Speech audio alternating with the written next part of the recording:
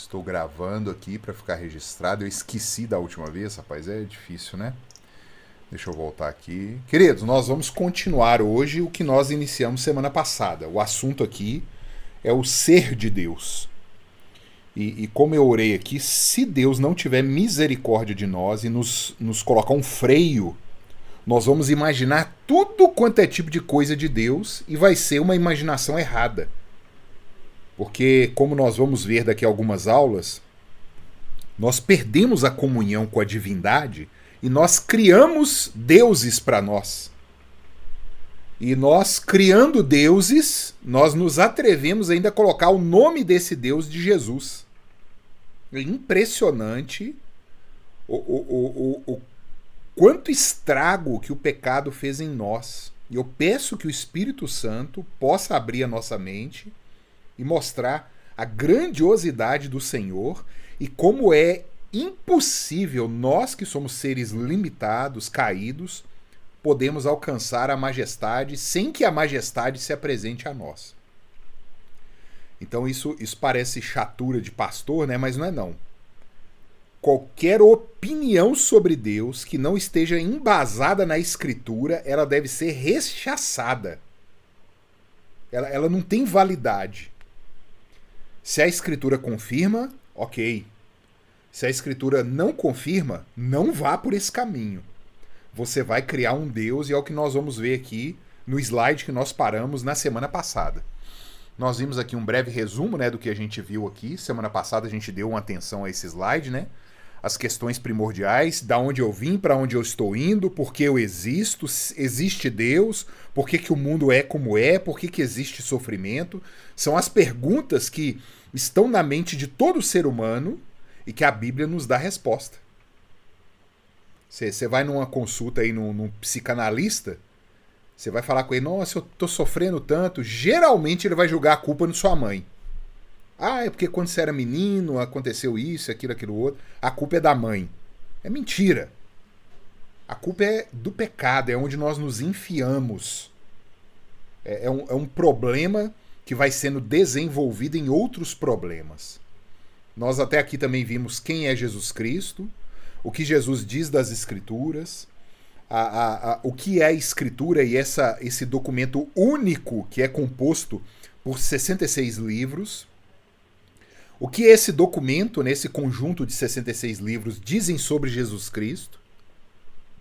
E por fim nós vimos que Jesus e a Escritura eles são inseparáveis. É como se eu escrevesse uma carta do exterior, mandasse um e-mail, mandasse um WhatsApp para alguém, e a pessoa lesse a minha mensagem e falasse assim, ah não, mas esse aqui não é o Ricardo, não. Oh, mas pera lá, fui eu que escrevi? A minha mensagem é a manifestação do meu ser, comunicado por meio de palavras. A Escritura é a comunicação do ser de Cristo, comunicado em palavras. E quando eu nego esse vínculo, eu estou destruindo a única possibilidade de eu conhecer a Jesus Cristo, de eu conhecer a Deus o Pai, de eu conhecer a Deus o Espírito Santo, e de eu ser salvo. E hoje isso está muito em voga, queridos. Eu comentei. Igrejas que se dizem neotestamentárias, elas rejeitam o Antigo Testamento. Elas estão rejeitando a palavra de Jesus Cristo. É simples assim. Nós vimos também as principais cosmovisões sobre quem é Deus, né? Existem uns que vão dizer que Deus não existe, que são os ateus. Existem outros que vão até aceitar a existência de uma força superior, de uma inteligência superior, mas que vão dizer que essa força superior ela não é pessoal, ela não comunica com a criatura, com o ser humano. E nós vamos dizer que Deus existe, ele é pessoal e ele se comunica conosco por meio da Escritura. Essa é a visão bíblica, a visão protestante. Deus comunicou-se por meio da Escritura. Aí nós vimos aqui uma série de textos tratando sobre o ser de Deus, né? Deus é Espírito. Nós tratamos aqui do próprio ser de Deus, a infinitude do ser e a sua autossuficiência. Nós tratamos também da autossuficiência de Deus. Esse atributo da autossuficiência ele chama aceidade. Aceidade. Deus, ele não é contingente a nada. Ele é autoexistente, autossuficiente. A glória de Deus, nós vimos também. São textos aqui que eu vou passar rápido, porque nós vimos semana passada, né? É só pegar a aula da semana passada que a gente consegue ver tudo isso sendo debatido, cada texto no seu contexto, nada fora de contexto para ser usado como pretexto para defender heresia. E nós paramos exatamente, foi nesse slide aqui, ó. Vamos lá. Cadê? Onipotente, onipresente, justo, onisciente. Aqui. Esse foi o slide que nós paramos e aonde nós vamos continuar hoje. Queridos, idolatria. Idolatria é uma palavra que vem a nós e nós já pensamos, por exemplo, numa casa que tem ali uma santinha em cima da mesa. Aquela santinha, né, que você compra aí nas lojas, né, pode ser de madeira, pode ser de plástico, pode ser de gesso. É o tipo de idolatria mais escrachada que tem, mais grosseira. É a idolatria de imagens, de esculturas. A Bíblia proíbe essa idolatria de Gênesis a Apocalipse. O pecado, ele causou uma cegueira tão terrível que as pessoas vão ler a Escritura e vão continuar adorando imagens. Você vê que se o Espírito Santo não agir, se o Espírito Santo não abrir o coração, não der o entendimento, essa idolatria grosseira ela vai continuar. Mas, queridos, existe uma idolatria mais sutil.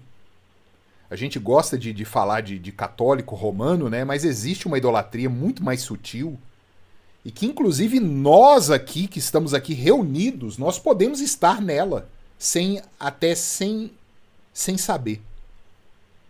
Idolatria, a frase, né, escrita aí diz assim, olha, idolatria é adorar o outro Deus que não o Senhor. É a idolatria grosseira mesmo, né? Eu criei o Deus aqui, por exemplo, as religiões da Índia, né? Eles adoram elefante, eles adoram vaca, eles adoram divindades criadas por eles. É uma idolatria muito grosseira. Mas a idolatria continua, não é só adorar um outro Deus que não o Senhor. Idolatria também consiste em você atribuir ao Senhor, a Jesus Cristo, qualidades e obras que ele não revelou de si mesmo. Você imagina o seguinte, Jesus Cristo prometeu que se você o aceitar como Salvador, você vai ficar rico. Isso é a teologia pregada aí pela Universal do Reino de Deus. É a teologia pregada pela Mundial do Poder de Deus, por muitas seitas. Eles falam de Jesus, eles usam a Bíblia, mas eles colocaram algo além da Bíblia. Isso é idolatria. Você criou um Deus e somente colocou o nome dele de Jesus. Isso é pecado. Atribuir a Deus qualidades e obras que ele não revelou de si mesmo é criar um outro Deus. Vocês estão vendo como que a coisa é sutil?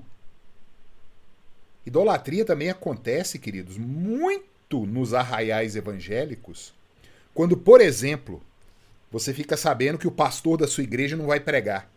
Aí você vira e fala assim, não vou na igreja não, porque o fulano de tal não vai pregar. Ué, mas pera lá, você vai na igreja para cultuar a Deus ou para ver o fulano pregar? Isso é uma idolatria. Você está colocando o fulano no lugar de Deus. Eu vou na igreja fulano de tal porque o cantor tal vai estar apresentando lá. Rapaz, se você quer ver um cantor, vai num show, vai. Não é pecado, não. Você comprar um ingresso aí do cantor, MPB, Palácio das Artes, Mineirinho, vai lá ver o cantor. Mas agora você vai me dizer que vai num culto porque o cantor fulano de tal vai nesse culto? Vocês estão vendo como que a coisa é perigosa? A fonte segura é apenas a fonte primária. O que é a fonte primária? É aquela que saiu da boca de Deus. Assim diz o Senhor. Quem vai dizer o que Deus é? Quem vai dizer o que Deus fez? Quem vai dizer as promessas que Deus fez? É somente a Bíblia. Se você tem outra fonte que diz quem Deus é, que fala de obras que Deus fez e que diz de promessas que Deus prometeu e não é a Bíblia, isso é idolatria. Cuidado. Vamos prosseguir. Quem abre aí para nós e lê, por favor, me ajudem. Eu leio. E Cristo realmente é Deus? Olha essa pergunta. Segura aí, Fábio. Segura aí. Nós vamos entrar agora numa sessão, queridos. Você vai virar para mim e falar assim: ah, realmente, eu entendi Deus. Deus é espírito, é onipresente, onisciente, onipotente. Ele é o criador de todas as coisas. Ele sustenta o mundo com a palavra do seu poder.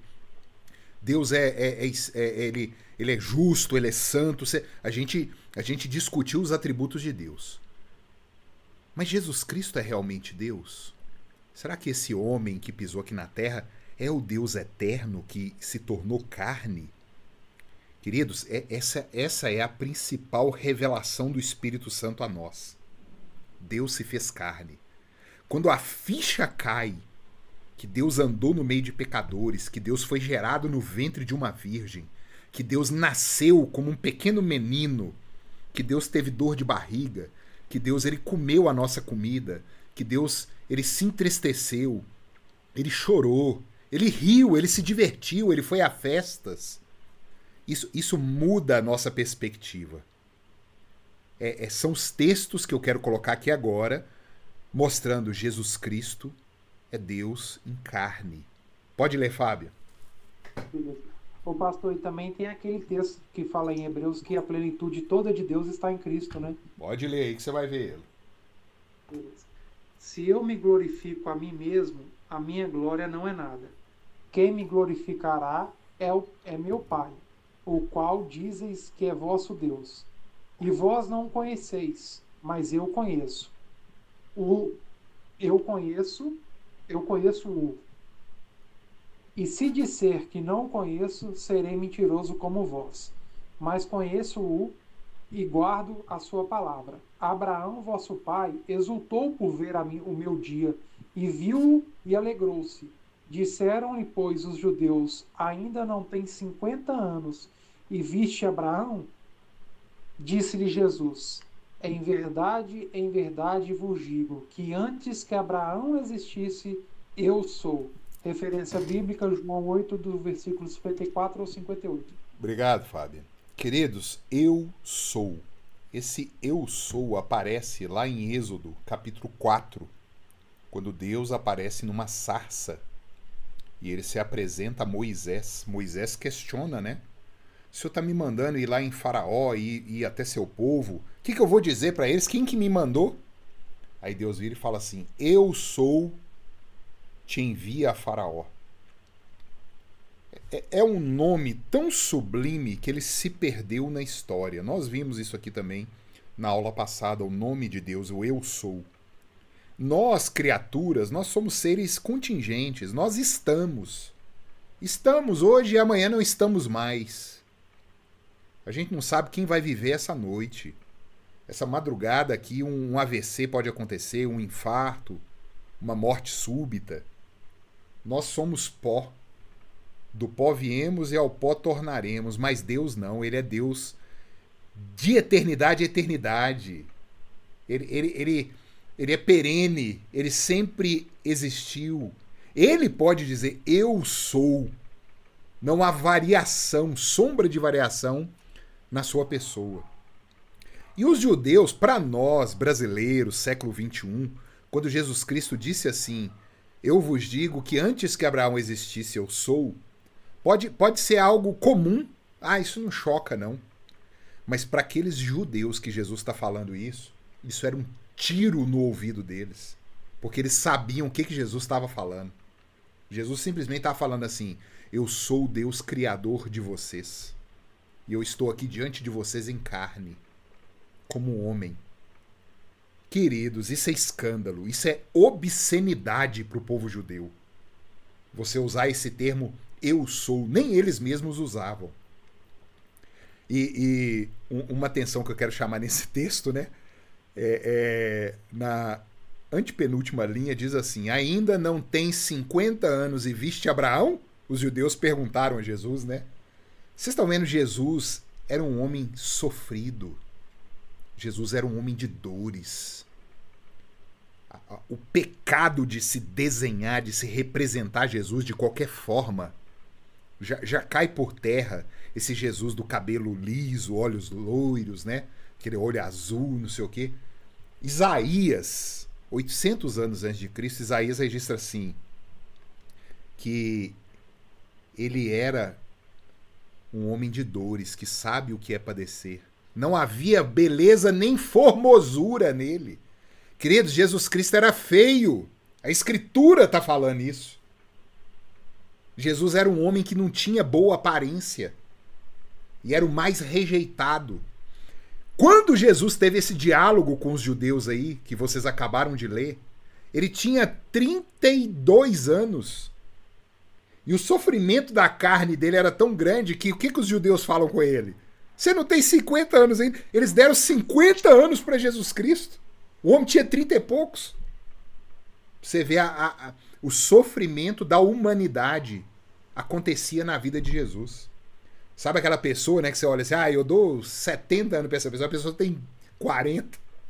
É um homem sofrido, homem de dores que sabe o que é padecer. Esse é o nosso Cristo, o verdadeiro Deus homem. Quem abre aí e lê para nós? Eu, pastor, posso ler? Se tiver outro para ler, deixa outro ler e vocês vão alternando. A esposa aí, ó. Vou ler. Mas vós não credes, porque não sois das minhas ovelhas. Mas como já vos tenho dito, as minhas ovelhas ouvem a minha voz, e eu conheço-as, e elas me seguem. E dou-lhes a vida eterna, e nunca hão de perecer, e ninguém as arrebatará da minha mão. Meu Pai, que mais me deu, é maior do que todos, e ninguém pode arrebatá-las da mão de meu Pai. Eu e o Pai somos um. Obrigado, Ellen. Queridos, olha que coisa. Jesus, ele no capítulo 10 de João, ele está confirmando o capítulo 34 de Ezequiel. Deus, no capítulo 34 de Ezequiel, ele diz que ele teria de descer para resolver o problema. Em capítulo 34 de Ezequiel, ele fala, eu vou atrás das minhas ovelhas. Eu vou recolher, eu vou curar, eu vou cuidar, eu vou passar remédio, eu vou ir. E Jesus confirma aquela promessa de Ezequiel em João 10. Eu sou o bom pastor. E quando ele diz isso, tem uma rejeição daquele povo. E ele explica por que vocês estão rejeitando que eu sou o cumprimento da promessa de Ezequiel 34. Porque vocês não são minhas ovelhas. Vocês não foram escolhidos por Deus. Vocês não podem, porque não foi dado olhos para verem, ouvidos para ouvir, coração para entender e se converterem. É um dos textos mais falados no Novo Testamento, essa citação de Isaías capítulo 6. Somente as ovelhas que o Pai escolheu e deu para Cristo, o Espírito Santo vai chegar no coração delas e fazer uma operação miraculosa para que elas possam crer que Jesus é o Deus que veio cumprir a profecia de Ezequiel 34. Ele é o pastor. E no fim desse texto aí, ele vira e fala assim, eu e o Pai somos um. Mas como assim? O que é isso, né? Como que um homem de carne e osso, que vai morrer daqui a alguns capítulos, vai ser crucificado, vai ser martirizado, como que um homem pode dizer que ele e o Deus Pai é um só? É isso que nós vamos ver daqui a pouquinho. Segura essa aí. Como diria o bom baiano, né? Dorme com esse barulho. Mas nós vamos ver daqui a pouco o que quer dizer quando Jesus diz eu e o Pai somos um. Vamos prosseguir. Quem lê para nós? Abre aí, Fábio. Lê para nós. Olhai, pois, por vós e por todo o rebanho sobre que o Espírito Santo vos constituiu bispos para apacentardes a igreja de Deus que ele resgatou com seu próprio sangue. Referência bíblica, Atos 20, versículo 28, na verdade. Meus queridos, vocês conseguem entender o que está sendo dito aí? Vamos do final. Vamos do final para o início. Ele resgatou com seu próprio sangue. Quem que derramou sangue? Foi Jesus. Cristo. Foi Jesus. Aí o texto começa assim: olhai, pois, por vós e por todo o rebanho. Isso é Paulo. Paulo na cidade de Éfeso, despedindo ali dos presbíteros daquela igreja. E Paulo sabia que ele ia para Jerusalém para ser preso. É uma cena assim muito comovente. Paulo reúne os presbíteros na praia antes de embarcar no barco. E eles ajoelham para orar e começam a chorar. E Paulo vira para aqueles homens e fala assim: no meio de vós vão surgir lobos devoradores que vão fazer um estrago na igreja. Paulo já está falando ali que no meio daqueles homens, pessoas da igreja, pessoas que se dizem crentes, iriam trazer doutrinas erradas. Seriam lobos no meio das ovelhas. E aí Paulo fala assim: olha, eu apresentei todo o evangelho para vocês. O evangelho do pecado, da condenação e o evangelho da salvação em Jesus Cristo. Agora cumpre a vocês. Olhem por vós, aí ele fala, olhem por vocês mesmos, olhem pelo rebanho que o Espírito Santo vos constituiu bispos, para apacentardes a igreja de Deus. A igreja de Deus. Que ele quem? Deus resgatou com seu próprio sangue. Uai, pera lá. Deus derrama sangue? Eu tô fazendo uma pergunta aqui, queridos. Pensem nisso. Deus derrama sangue? Não. Mas tá falando aí que derrama, como é que fica? A natureza de Cristo humana, né? Você tá vendo? Cristo é o Deus homem. Nós vamos explicar daqui a pouco isso. Nós temos a natureza divina e a natureza humana. Nós vamos ver que Deus fez um milagre, que ele consegue tomar para si uma natureza humana sem confusão, sem mistura, sem criar uma nova natureza, ambas 100% Deus e 100% homem, para resolver o nosso problema, o problema do pecado. O pecado exige derramamento de sangue. O pecado exige vida por vida. E quem pode resolver esse problema? Ninguém. Mas Deus apresentou uma solução. Ele mesmo veio.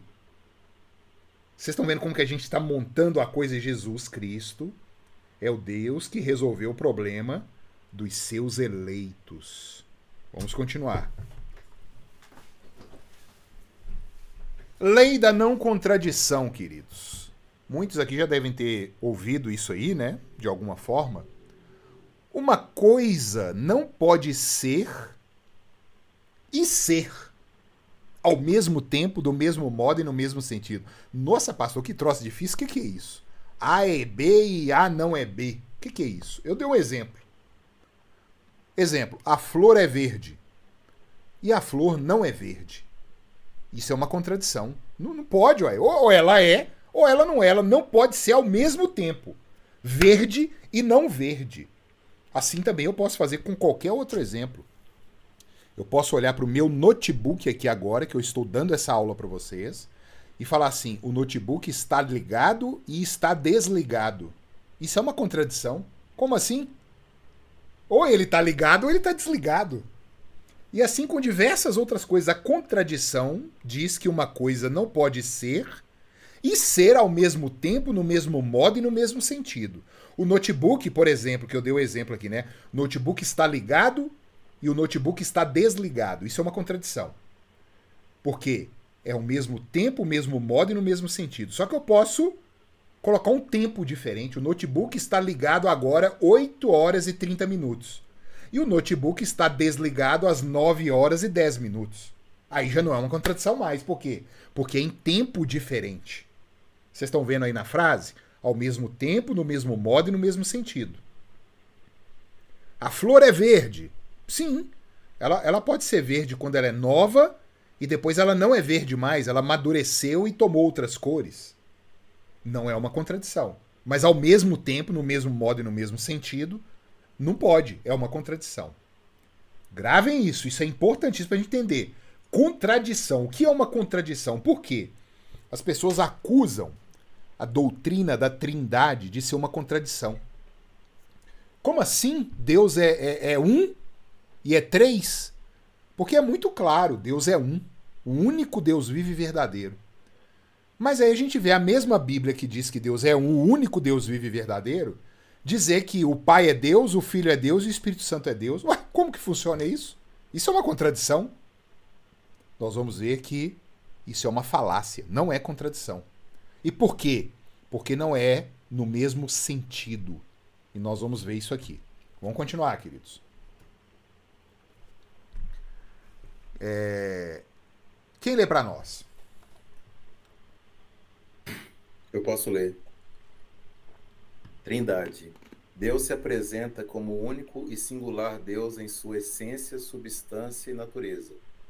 E nesta única essência, substância e natureza, subsistem três pessoas, iguais em poder, honra, glória e dignas de toda a adoração e louvor por parte de suas criaturas, natureza e pessoa.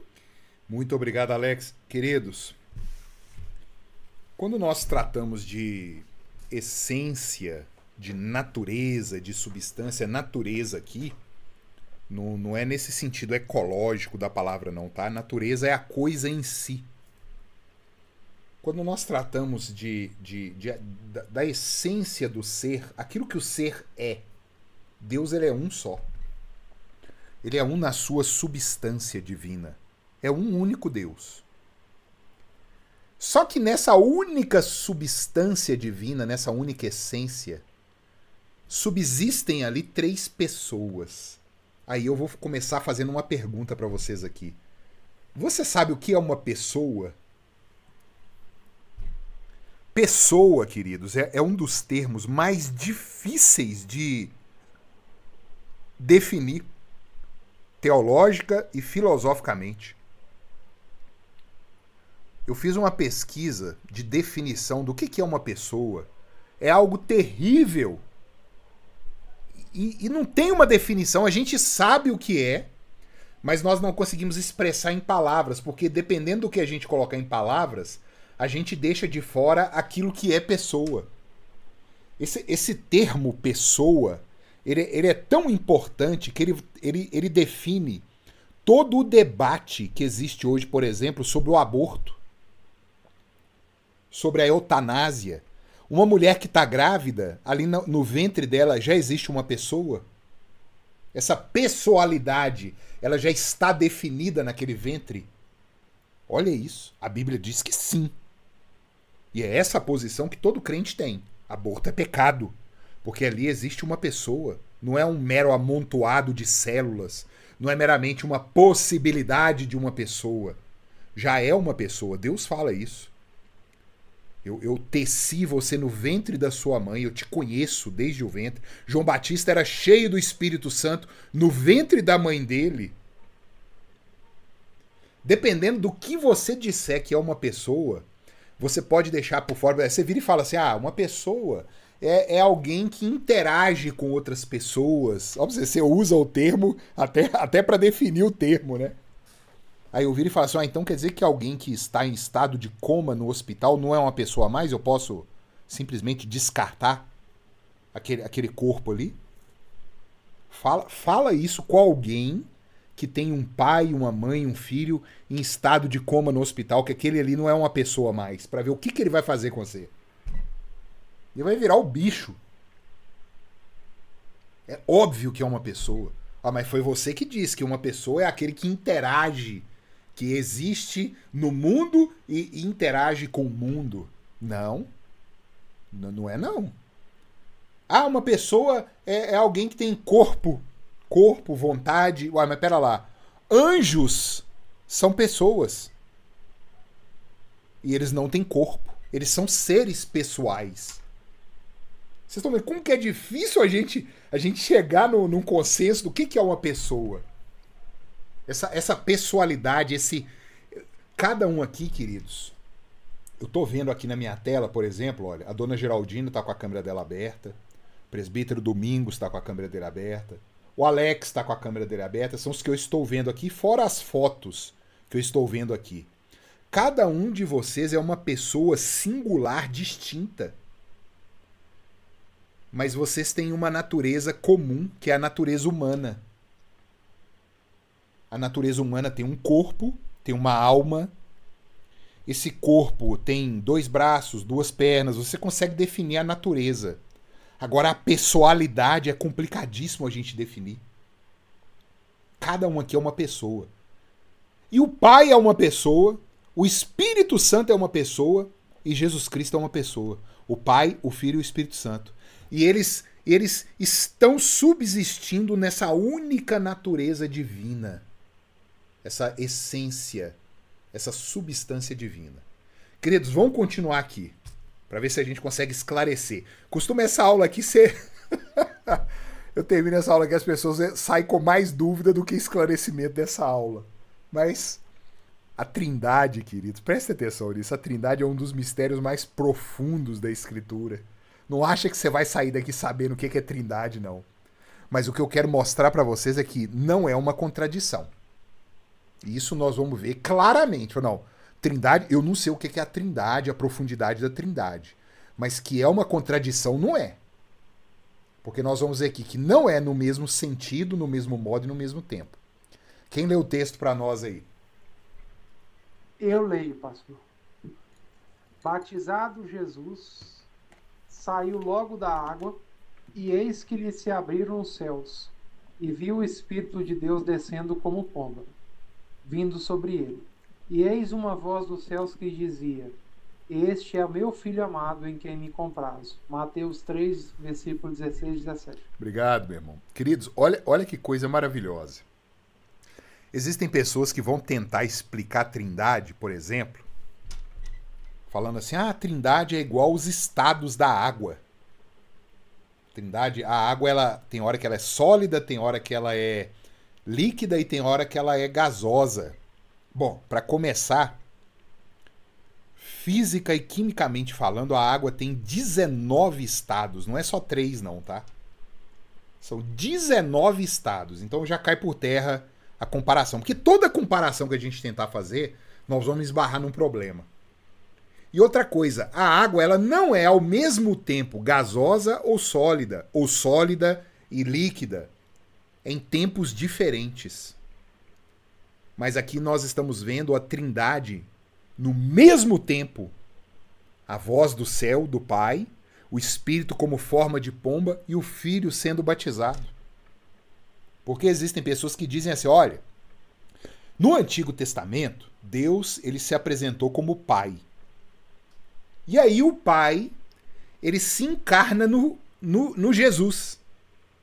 Então, quer dizer, um tempo ele era o Pai, depois ele encarna como Jesus, e quando ele morre, ele vira o Espírito Santo.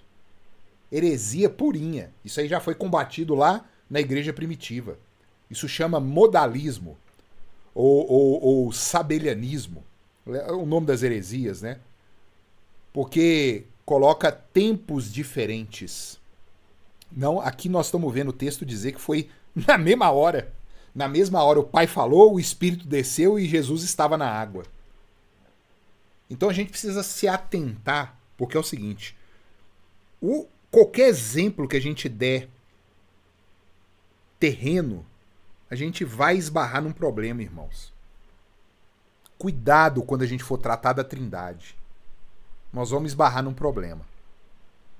Existe outra comparação também, dizendo que Trindade, por exemplo, deixa eu ver se eu lembro aqui os outros exemplos, tem esse estado da água, que está errado, que não é isso. Nós temos também oh meu Deus, me fugiu a memória aqui, um outro exemplo que eles usam muito, foi até errado também, porque quebra o mesmo tempo, né? O mesmo tempo, o mesmo modo, só o sentido que muda, porque o sentido é um em natureza e pessoa, um em natureza e substância, e 3 em pessoa. Isso já mostra que não é uma contradição. Eu vou lembrar do outro exemplo aqui, eu volto nele. Quem abre a voz aí, lê para nós, por favor. Eu posso ler. Se vós me tivesseis conhecido, conhecerias também o meu Pai, a meu Pai. Desde agora o conheceis e o tendes visto. Replicou-lhe Felipe: Senhor, mostra-nos o Pai, e isso nos basta. Disse-lhe Jesus: Felipe, há tanto tempo estou convosco e não me tens conhecido?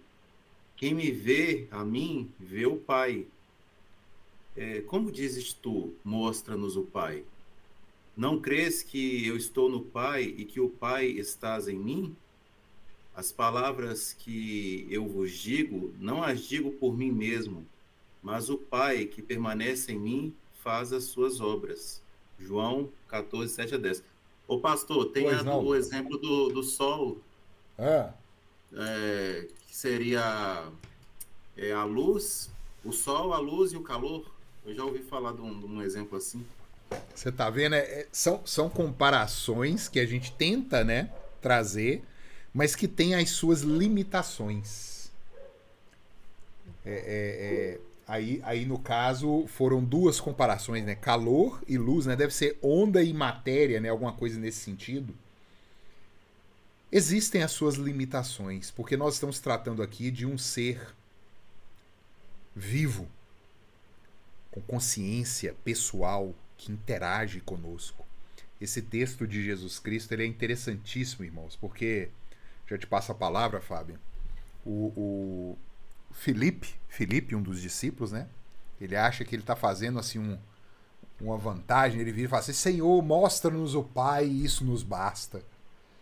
Acontece algo nesse momento que é sensacional. Como Jesus Cristo, o Espírito Santo e o Pai são Deus, uma substância só, é como se o Pai tomasse da boca de Jesus a fala e o Pai vira nos lábios de Cristo e fala assim: Felipe, há tanto tempo estou convosco. Ele fala na primeira pessoa, na boca do Filho. Há tanto tempo estou convosco e não me tens conhecido. E aí, ao mesmo tempo, na frase seguinte, já volta Cristo falando, a segunda pessoa da Trindade: quem me vê a mim, vê o Pai. Vocês estão vendo como que é essa... A patrística, né? Patrística é aquele momento da história da igreja em que os apóstolos morreram, mas os que foram ensinados pelos apóstolos, eles começaram a coordenar as igrejas, os presbíteros da igreja. A patrística, nós temos nomes sensacionais, né? Santo Agostinho, Orígenes, Tertuliano, Cipriano. Nós temos diversos nomes da patrística que nós não conhecemos, que vieram após a morte dos apóstolos. E, queridos, por incrível que pareça, tá? Nós estamos tratando aqui do ser de Deus.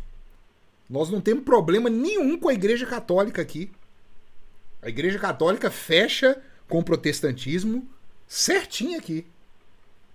Por quê? Porque é o que a Escritura defende. Nós temos problema com a Igreja Católica é sobre a salvação. O catolicismo defende as obras junto com a fé, etc e tal. Não, é só a fé. A fé que produz obras. Eles dizem que não. As obras têm que ser produzidas para que você mereça o céu. Esse é o nosso problema com o catolicismo. Mas a pessoa de Deus, nós não temos dificuldade nenhuma, porque tanto o catolicismo romano quanto o protestantismo, nós bebemos da mesma fonte, a Bíblia. A Bíblia e os pais da igreja. E aí nós vemos Cristo, o Pai, tudo numa mesma frase. Isso foi chamado pela patrística de pericorese, ou também a santa confusão. Olha o temor desses homens, né? A santa confusão. Confusão para nós que não conseguimos alcançar, né? A pericorese mostra essa valsa da Trindade. Ora é o Filho, ora é o Pai, ora é o Espírito Santo. Todas as obras que Deus fez nesse mundo, tudo tem participação da Trindade. Cada um em um aspecto. E cada um se destacando em determinadas obras. Por exemplo, quem que morre numa cruz? É a pessoa do Filho. Quem que elegeu aqueles que seriam salvos? Foi o Pai.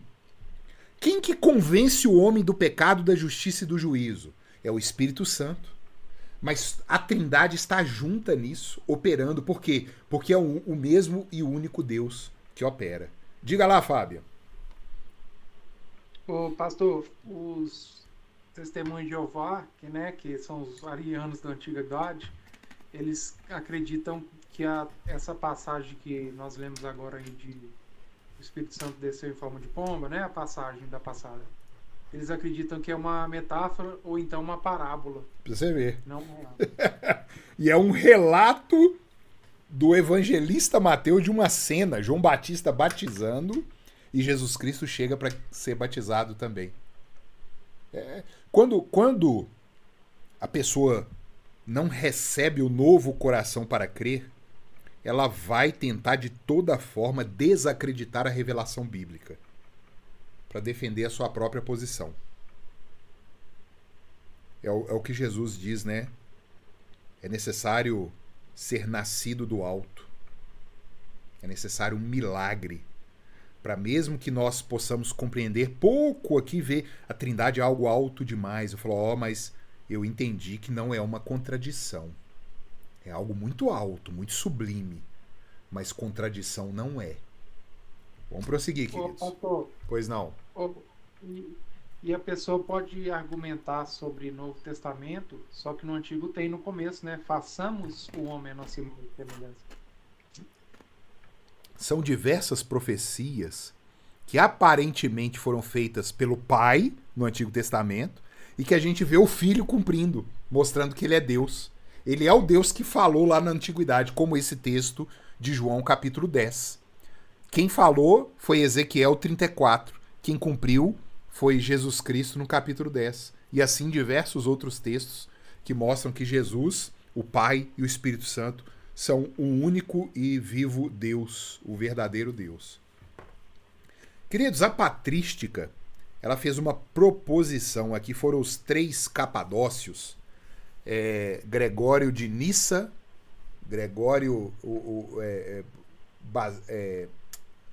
Basílio de Cesareia, Gregório de Nissa e Gregório Magno, os 3 capadócios. Eles foram os que mais estudaram e levaram as suas doutrinas para a igreja conhecida na época. O mundo inteiro se reuniu, o mundo cristão se reuniu ali no século IV para debater a Trindade. E eles conseguiram chegar numa proposição. Qual é essa proposição? O Pai gerou o Filho eternamente. O Filho foi gerado eternamente pelo Pai. E o Espírito Santo procede eternamente do Pai e do Filho. A chave é a eternidade. Vamos explicar isso aqui. Nós temos aqui diversos pais. Eu sei aqui que o presbítero Domingo é pai, já é até avô e bisavô. Eu sei que o Alex é pai da Laura e do Samuel. Eu sei que eu sou pai. Diversos aqui, a Ellen já é mãe também. Nós, em determinado momento da nossa vida, da nossa história, nós tivemos um filho. Com quantos anos o pai teve o filho? Eu quero uma resposta. Pai, não foi com 30 anos, não? Com 100, com 1000? Com quantos anos? Toda a eternidade. Com quantos anos o pai gerou o filho? Eternidade. Não cabe essa pergunta. Se eu virar aqui agora e dizer assim, olha, ô Alex, você tá com a luz acesa aí, não tá? Qual que é o cheiro dessa luz? Me responde aí, abre o microfone e me responde. Ela não tem cheiro, não. Qual é o gosto da minha voz, Alex? Não sei também, não tem gosto, não. A resposta é, pastor, não cabe esse atributo. A pergunta tá errada. Eu não posso perguntar qual que é o cheiro da luz ou qual é o gosto do som. Não existe esse atributo. É exatamente eu perguntar com quantos anos o pai teve o filho. Porque é na eternidade. Não existe anos. Não existe essa cronologia. A gente vai começando a entender isso. É eternamente. Se houve, queridos, um momento da história, se houve um momento da história que o pai existia e que o filho não existia, o pai não pode ser pai eterno. Para ele ser pai eterno, tem que ser eterno. Se houve um momento em que o Pai existiu e que Jesus e o Espírito Santo não existiram, então não é Pai eterno. Se houve um momento em que o Pai existiu e o Filho não existiu, o Filho não pode ser eterno. Vocês conseguem captar isso? Como que a eternidade é a chave para a gente entender. O Pai, o Filho e o Espírito sempre foram. Diga lá, Alex. Ô pastor, essa questão da eternidade realmente é bem complicado de entender, muito. Né? Porque se você tirar 100 anos da eternidade, ela não deixa de ser eternidade. Você tá vendo? E é interessante, Alex, que Deus ele é tão misericordioso que existe a teoria dos conjuntos na matemática. Existem infinitos maiores do que outros. Oh. Se você pegar o infinito dos números naturais, ele é menor do que o infinito dos números inteiros. Isso é a teoria dos conjuntos. Então a gente já vê que Deus ele goteja esse conhecimento dele para que a gente não fique doido. Matematicamente isso é comprovado. Então não cabe. Essa questão dos conjuntos quando eu estudei. Ó, pra você ver. Então, mas aí, pastor, só concluindo. Sim, por favor. Aí tem essa questão, eu acho que é bem complicada mesmo de entender essa questão da eternidade. Talvez a gente vai compreender só depois, né? Ou talvez nem depois, porque não é prometido isso não, tá? Nem porque depois, né? Mesmo depois da ressurreição, nós continuamos sendo criaturas. Nós não somos Deus. Deus ele tem toda a onisciência. Eu tenho muita pergunta para fazer na ressurreição dos mortos, viu? Então, ó. Mas aqui, essa palavra também é complicada, essa gerou, porque quando você usa essa palavra de gerar, ela passa a impressão, né, de que só existe o segundo por causa do primeiro. Você tá vendo? E só existe o terceiro por causa do primeiro e do segundo. Isso. E a própria escritura diz monogenes no grego é unigênito. Jesus Cristo é o único que foi gerado do Pai. Não existe, Deus não tem outros filhos. Deus tem um único filho que é Jesus. Nós, quando cremos no sacrifício de Cristo, passamos a ser filhos por adoção. Romanos 8 nos explica isso. A doutrina da adoção. Nós somos criaturas de Deus. Quando nós cremos na mensagem do Evangelho, que é o sacrifício de Cristo, e abraçamos essa mensagem, passamos a ser adotados pelo Pai. Filhos do mesmo Pai que Jesus Cristo tem. Mas gerado é só Jesus. Jesus é o unigênito de Deus. Diga lá, Fábio. Ô pastor, e ainda o salmista Moisés, ele ainda fala de eternidade e eternidade para complicar o negócio mais ainda, né? Exatamente, o Salmo 90 vai falar de eternidade, eternidade, tu és Deus. Se uma eternidade é difícil, imagina duas. Vamos lá, queridos. Eu trouxe aqui, prezados, ouçam, abram os ouvidos, eu peço atenção. Eu falei que é difícil a gente trazer exemplos da Terra para tentar explicar a Trindade. Mas Deus ele é misericordioso demais. A gente pode ficar assim, mas como assim 2 pessoas, 3 pessoas, uma essência? Aí não é contradição, porque não é 3 naturezas e uma natureza, e nem 3 pessoas e uma pessoa. É 3 pessoas e uma substância. Deus ele é maravilhoso, queridos. Prestem atenção. Isso aqui que eu trouxe aí na tela agora, isso tá assim, anos-luz de tentar explicar a Trindade. Anos-luz. Mas isso já nos dá uma noção que a Trindade não é uma contradição. Nós vamos entender aqui. Essas meninas que vocês estão vendo na foto aí é a Tatiana e a Krista. Na história da medicina, nunca foi documentado um caso tão longevo como esse. Esse caso dessas meninas se chama chifopagia, chifópagos. Gêmeos chifópagos são gêmeos que são nascidos grudados de alguma forma. Existem casos bem brandos, que é meramente o osso ali da cabeça que nasceu grudado. Quando nasce, opera, tira e acabou, não tem problema nenhum. São casos leves. E existem casos de chifopagia severos, que a criança morre com poucas horas de vida. E esse caso dessa Tatiana e dessa Krista é um caso severíssimo. Elas têm um cérebro só.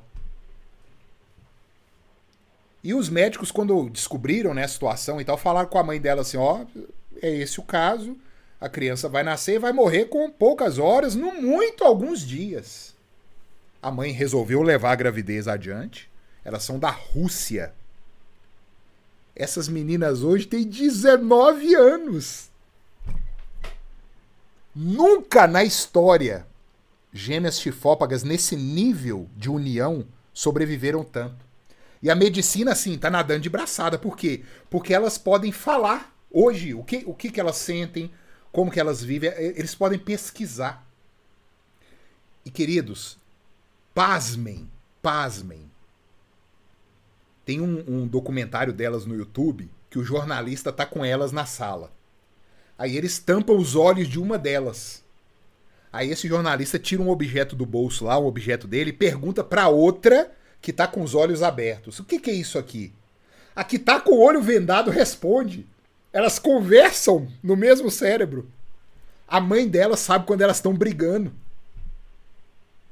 E elas são duas pessoas. Cada uma tem um jeito, cada uma tem uma vontade, cada uma tem um gosto pessoal. São duas pessoas distintas, compartilhando a mesma substância cerebral. Mais uma vez, eu falo que isso aqui está anos-luz de explicar a Trindade, mas a gente mostra, olha, é uma substância cerebral e duas pessoas diferentes.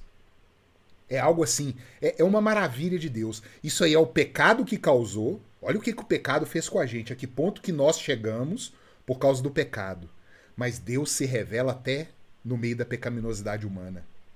Ele mostra que a Trindade ser três pessoas e uma substância não é nada absurdo. Porque aqui nós temos duas pessoas e uma substância humana. Um cérebro compartilhado com essas duas pessoas. Isso é só pra gente entender que a Trindade não é nenhum absurdo. Queridos, o Pai, o Filho e o Espírito Santo, esse gráficozinho aí, ele é muito instrutivo. Olha que interessante. Eu vou passar o mouse aqui, vocês devem estar vendo aí, né? Ó. O Pai não é o Filho. O Filho não é o Espírito não é o Filho não é o Pai não é o Espírito não é o Pai.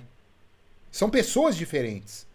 Mas o Filho é Deus, o Pai é Deus, o Espírito é Deus na mesma substância. Uma substância, três pessoas. Não há contradição nisso. Deus é Espírito, em si, por si infinito, em seu ser, glória, bem-aventurança e perfeição. Todo suficiente, eterno, imutável, insondável, onipresente, infinito em poder, sabedoria, santidade, justiça, misericórdia e clemência, longânimo e cheio de bondade e de verdade. Deus, o Pai, Deus, o Filho e Deus, o Espírito Santo. É isso tudo aí. Todos eles. Não é um triteísmo, não são três deuses, é um Deus só, mas três pessoas que subsistem nessa natureza divina. Olha a frase de um dos capadócios, né, que eu comentei aqui, da patrística, Gregório de Nazianzo. Olha que sensacional a frase dele. Logo que eu concebo o um, quer dizer, já sou iluminado pelo esplendor dos três, o Pai, o Filho e o Espírito Santo, que são um. Assim que distingo entre eles, eu já sou levado de novo ao um, o único Deus vivo e verdadeiro. Isso é maravilhoso demais, é alto demais, alto demais. Logo que eu concebo o um, já sou iluminado pelo esplendor dos três. Assim que distingo entre eles, já sou levado ao um. Então, quando ele vê o único Deus vivo e verdadeiro, ele vê ali o Pai, o Filho e o Espírito Santo. E quando ele distingue o Pai, o Filho e o Espírito Santo, ele já é remetido pelos três ao único Deus vivo e verdadeiro. Queridos, que esse Deus triuno os abençoe e os guarde durante essa semana. Um abraço para vocês, viu? Boa noite, irmãos. Boa noite, pastor. Boa noite.